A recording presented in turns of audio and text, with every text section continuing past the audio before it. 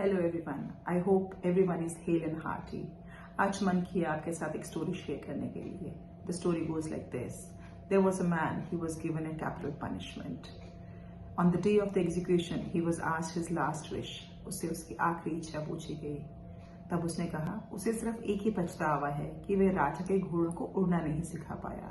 जब राजा ने ये सुना तो वो बहुत ही आश्चर्यचकित हुआ। उसने उस व्यक्ति को 1 साल के लिए रिहा कर दिया ताकि वह उसके घोड़ों को उड़ना सिखा पाए। जब वो घर पहुंचा और उसने अपनी पत्नी से सब बातें कही, पत्नी बहुत खुश हुई। लेकिन जल्दी ही उसकी खुशी चिंता में बदल गई, क्योंकि उसे मालूम था 1 साल बीत जाने पर भी उसका पति उसको राजा के घोड़ों को उड़ना नहीं सिखा पाएगा। और चूंकि वो व्यक्ति बहुत समझदार था, उसने बड़ी सहजता से अपनी पत्नी को अपने पास बुलाया और समझाया, देखो 1 साल का समय कुछ कम समय नहीं है, ये एक बहुत ही बड़ा अंतराल है और इस 1 साल के दौरान कुछ भी हो सकता है। क्या हो सकता है? पहला, वो खुद मर सकता है।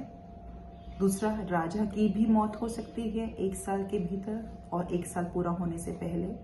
और ये भी हो सकता है कि उस राज्य पर आक्रमण हो जाए और राजा ही बदल जाए।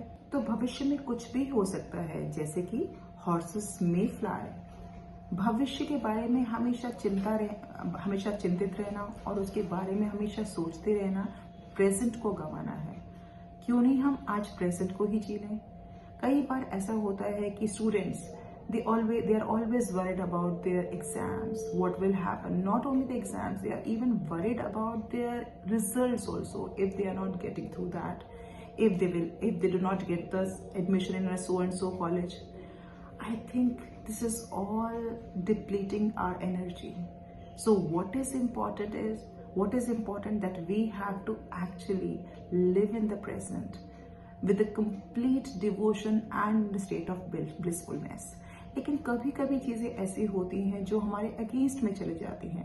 कभी कभी हम देखते हैं कि समय हमारे फेवर में है और हर अच्छी चीज हमारे साथ में होती जा रही है, चाहे हमने उसे प्लान किया है या नहीं प्लान किया है, और एवरी टाइम हम उसके लिए थैंकफुल रहते हैं। बट कभी कभी जिंदगी में ऐसा भी होता है कि एवरी मेटिकुलस प्लानिंग, हम बहुत अच्छे से सब चीजें प्लान करते हैं, बहुत अच्छे से हम हर चीजों को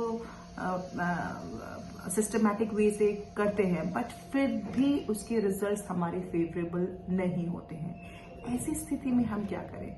ऐसी स्थिति में इम्पॉर्टेंट क्या है कि हम पेशेंस, एंड्योरेंस, फॉरबेरेंस और सबसे इम्पॉर्टेंट हम होपफुल रहें।